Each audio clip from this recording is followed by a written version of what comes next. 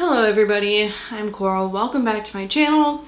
Sorry for the lack of content in the last couple weeks. My life has been, I don't know. Maybe I'll talk about that later, but as you can tell, maybe from my voice, I'm getting over kind of like a cold. Luckily it was just a cold, but it really, and I didn't feel super sick. I mean, I kind of felt miserable, but mostly it's just like really made my throat froggy. So it's, you know, doesn't make for great filming, but I'm feeling mostly better. I'm just a little congested, I guess. But anyways, what I'm here about today is the books that I bought this month, which was a really exciting part of my month because we took a little trip to Santa Barbara over the weekend. It's just like, I don't know, one of the cities on the coast that we haven't been to, and so we decided to go. It has a really great little zoo that has capybaras, which is like my favorite animal, I guess. They're kind of my favorite animal. I really would own one if it was ethical, moral to do something like that to such a cute little animal that deserves to belong in a habitat it belongs in. Anyways, I got to see a fucking capybara. It was so incredible, and I found 2 bookstores. There was like 2 more that I could have, if we had had more time, you know, gone to, but I'll get into that. So the first store that we visited was called the Book Den, which was a combination of new releases and used books. The horror section was very sparse. It was basically just Stephen King. The first one here is Wormwood by Poppy Z. Brite. Never read any of their books. This is a short story collection. Don't know what to tell you other than that, except for that it says it was formerly titled Swamp Fetus, which is such a great title. I wonder why they changed it. I don't know. I mean, both of these, I found 2 of Poppy Z. Brite's books there, and I mean, they haven't been read. One was $4, one was $5, so like, I'm not gonna leave without those, you know what I mean? Then this next one is Drawing Blood, and this is about a young man named Travis. His father was a cartoonist who went off the deep end and killed his brother, his mom, and then himself.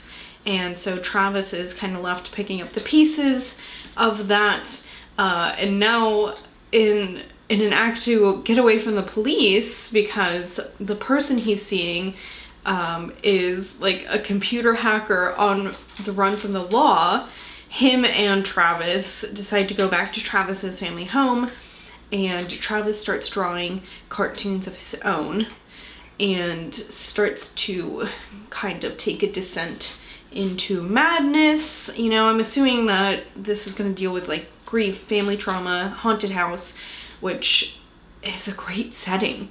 Like a house where this terrible act has happened, and you know, this person has to ruminate there. Sounds, oh boy, sounds like it would be really deep. I like this blurb that Fangoria gave. It says, Exotica, disaffected youth, a spicy gumbo of subculture hipness simmered in a cauldron of modern horror fiction. So, you know, lets you know that it takes place in the South, I guess. Kind of silly. Then, this is what I was most excited for, I think, was finding a copy of The Forbidden Garden by Ursula Curtis. This I only have recognized because of its cover, which is bleak. The movie cover, this was made into a movie. The movie cover is really similar. So yeah, this is about an old lady who has caretakers, and she carefully picks these caretakers so that they are people who don't have family connections of their own and might have some extra scratch. And then, well, wouldn't you know, now she is in possession of their possessions, and she's looking for a she's looking for a new companion. So this is really short. This is like 100 pages, and I'm really thinking that this will be perfect for my October novella bunch. See, I'm a little spooky guy. So the new release that I found at the book den was The Hacienda by Isabel Cañas. And this is about a woman. When does this take place? It says after the Mexican War of Independence, which really I don't know very much about, despite not living very far from Mexico at all. But what I'm trying to say here is that this is about a young woman named Beatriz, and she is married to a man who has a home that's a little bit secluded, it seems like, and spooky things start to happen in this home, and her husband's away, but Beatrice is with his sister, and Beatrice also knows that there was a former wife, and she doesn't really know like what went on with that. So, you know, in a time like that, it's less common than it is now to have a former wife.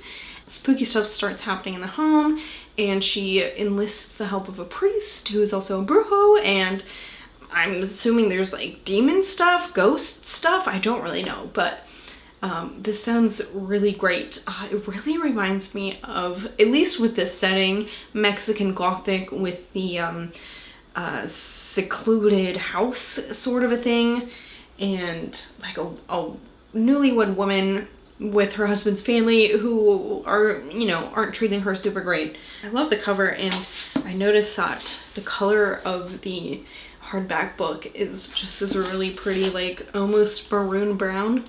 Really love that color. The second store that we checked out in Santa Barbara was called Chaucer's Books, and this was all new books, and oh my god, this place was stacked. I mean, there was stacks of books on all of the bookshelves. There were stacks of books on all the floors in front of the bookshelves, on all the floors, on the floor everywhere. It was just, there were so many books. There were so many books in this place. And it had a really great horror section. I was so surprised by the selection. There were like indie books, and oh my god, they had a really great kids section. I found some really great books. Let's see, first, just because I didn't have a physical copy of this is Manhunt by Gretchen Felker Martin.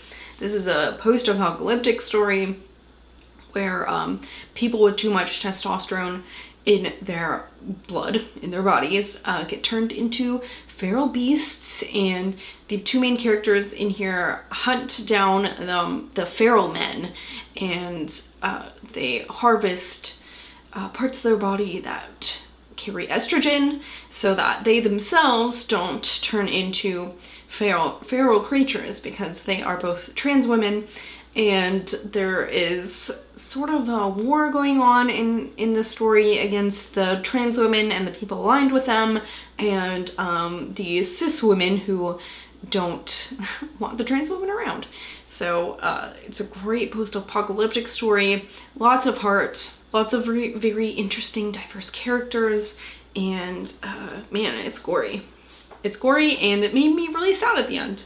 So I had an ARC copy of this, and you know, I like to pick up a physical copy if I can, and here it was, and it's like I'm supporting an independent bookstore, and I'm picking up a book that I liked, I'm supporting the author, and there you go. So I also found this, Ice Planet Barbarians by Ruby Dixon. I don't really know much about this, except for that it's about a human woman who who bangs a giant blue ice alien.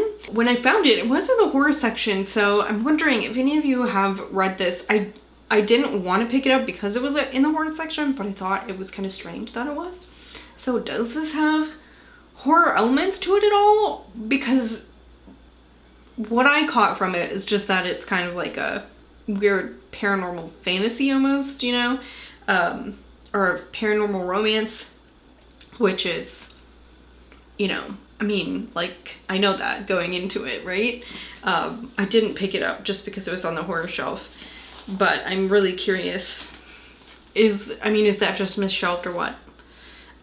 So I'm looking forward to reading this goofy, reading a goofy story that maybe will make me blush and laugh.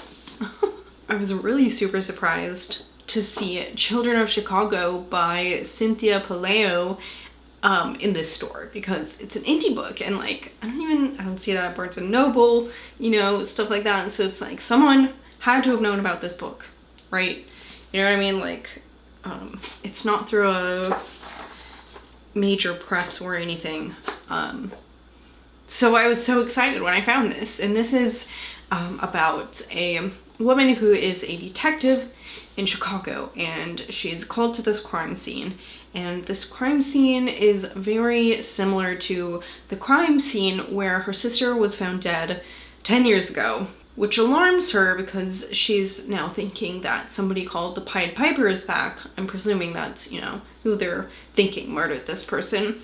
And I really can't tell, at least from the synopsis of the book, whether the Pied Piper is a human or some sort of like supernatural entity, but I'm really excited to get into this. I mean, this has high praise, and yeah, I was so tickled to see it without having to like order it myself on the internet, you know? Last from Chaucer's books, I picked up The Book of the Most Precious Substance by Sarah Gran. I've been dying to read more of Sarah Gran stuff after reading Come Closer, which was just a very creepy, insidious little novella. This is about a woman who is a rare book dealer, and I get the feeling that maybe she's a little bit disenfranchised with how her life has gone. She gets asked by these people to track down a book, The Book of the Most Precious Substance, and it says that it is a 17th century manual on sex magic, rumored to be the most powerful occult book ever written, if it exists at all. And you know, that's all you gotta tell me. Alright, so the next couple books here are just things that I acquired throughout the month. I've got two vintage titles here. The first one is Darkness on the Ice by Lois Tilton, and this of course is about a vampire Nazi officer. And when I read this, I was like, of course, you know, being from the 80s, but then I was like, maybe I should double check that, and I looked, and this was published in the 90s, so I thought we had you know, evolved from that by that point, but I guess not. That seems more of a 80s thing. But you know, maybe she worked on it super hard for a really long time, and you know, it just finally came together in the 90s for her. I don't know. Anyways, the next one is Nightfall by John Ferris, who also wrote Sound of Endless Night, which I have, but I have not read. And this has an interesting synopsis. It says, "No one can stop Dark Angel. His heritage is violence and terror. A creature of nightmare, shunning all that is good in mankind, he kills without warning, without mercy. Only once has his prey survived. Scarred emotionally and physically, Anita fled to the sanctuary of Lost Man's Bayou. But the quiet of the swamps holds no peace. She cannot escape the terror.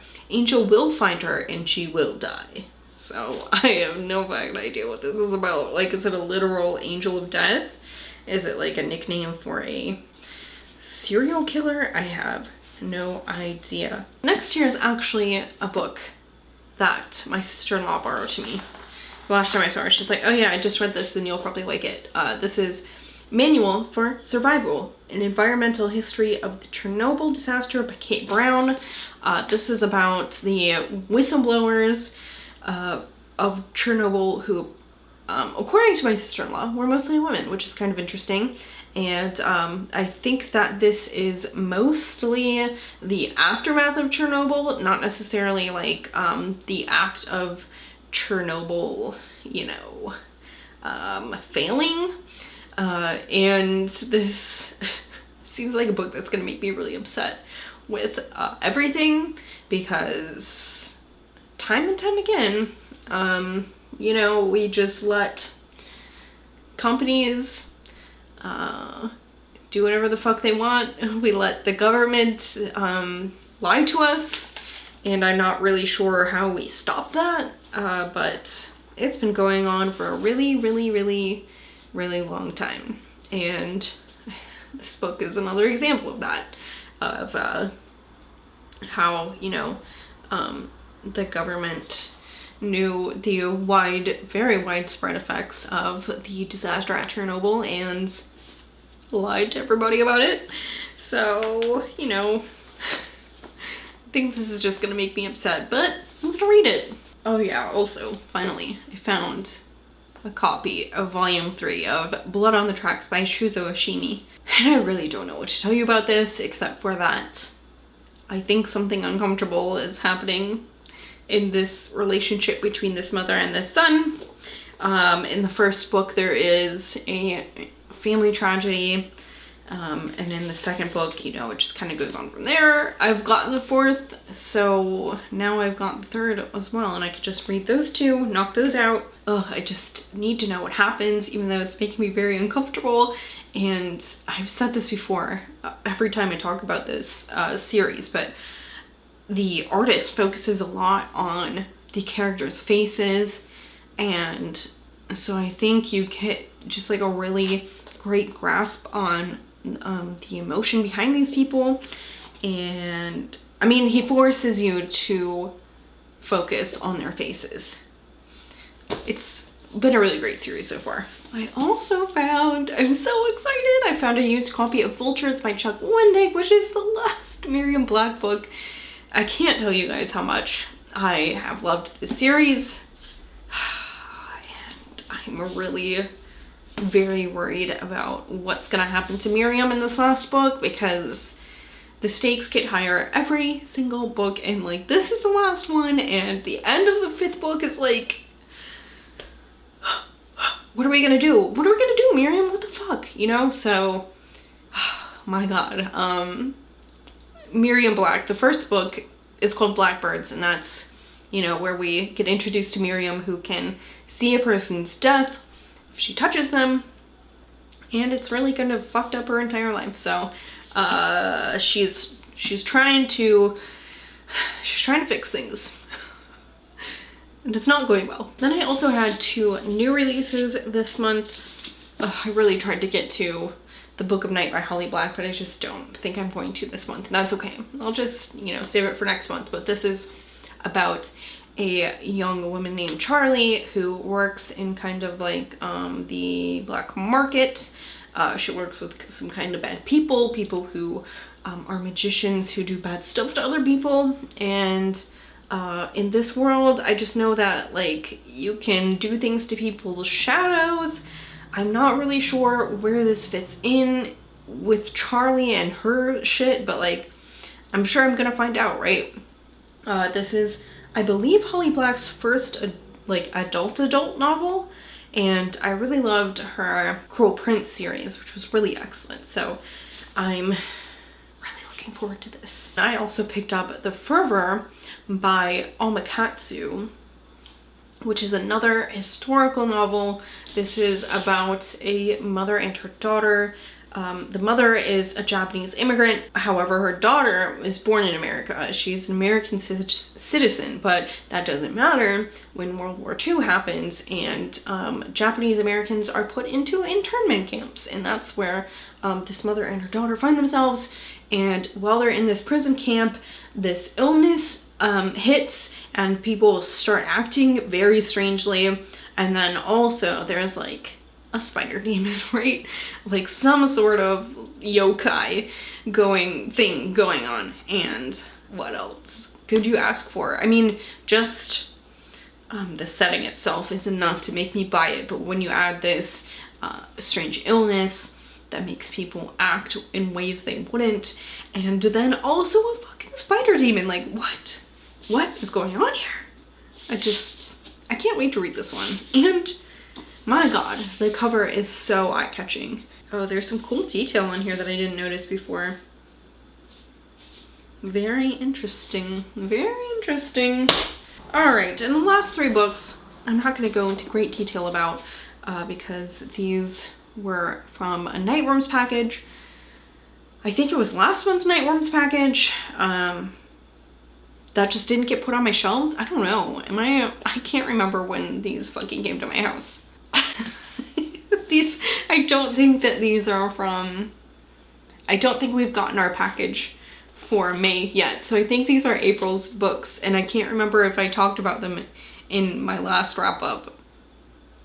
I think not. I think they hadn't come by that point.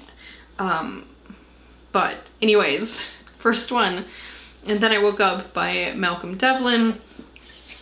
All These Little Deceits by C.S. Humble. And The Doctor's Demons by Maria Abrams. I will link my unboxing video for those if you would care to know more. And that's it for today. I would love to know if you've read any of these and what you thought about them, what you're most excited about picking up this month, whether, you know, you borrowed it, it's from the library, you know, but audiobook you got a hold of, anything like that. I'd love to hear from you. Thank you guys so much for watching. I will see you later. Goodbye.